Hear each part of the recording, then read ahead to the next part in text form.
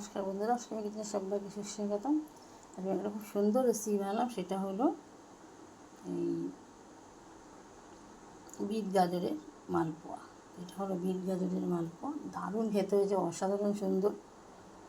না বানালে সত্যি বোঝা যাবে না আমি যেভাবে বানিয়েছি, এটা মনে ফেলি।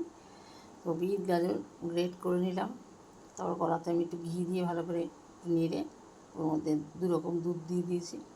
তারপর আমি 10 মিনিট জাল দিয়েছি। একটু ড্রাই যখন হয়ে এসেছে ঠান্ডা করে মিক্সিতে পেস্ট করে নিয়েছি। ওর মধ্যে আমি চিনি দিয়েছিলাম, একটু নারকেল কুড়ো দিয়েছিলাম, নারকেল কোড়াও দিয়েছিলাম, এমনি আস্ত মোটামুটি ছোটো ছোটো পিসও দিয়েছিলাম।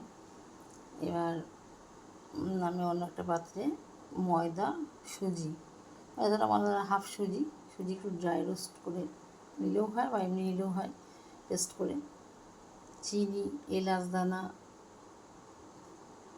সব আমি দুধেই গুলে 1 ঘন্টা রেখে দিয়েছিলাম। তারপরে যখন ওটা আমি বানাবো তখনই আমি ওই পেস্টটা যে গাজর বিটের পেস্টটা দিয়ে নিয়েছিলাম। ওর মধ্যে একটু নারকেল দুধ আবার মিলিয়ে দিয়েছিলাম, যেন ওটা বেশি পাতলা না হয়। পাতলা হলে ওটা সত্যি অসুবিধা, একটু ঘনই হলে ভালো হবে। তো তারপরে আমি ঘি তেল মিশিয়ে যে যেরকম ইচ্ছা ভাজবেন, তা আপনি তেলেই ভাজুন বা ঘিতেই ভাজুন বা ডালডা ভাজুন।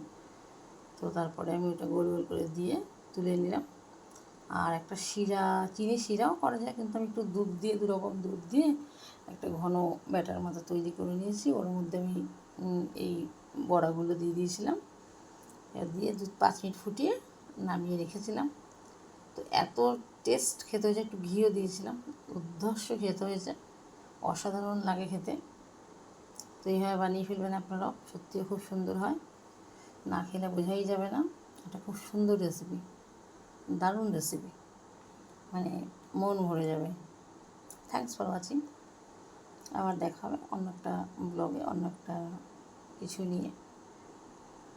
আর আপনাদের প্রত্যেকের রান্নাই খুব ভালো, আপনারা জানেনও, তবুও আমি যেভাবে বানালাম সেটাই বললাম। খুব সুন্দর রেসিপি।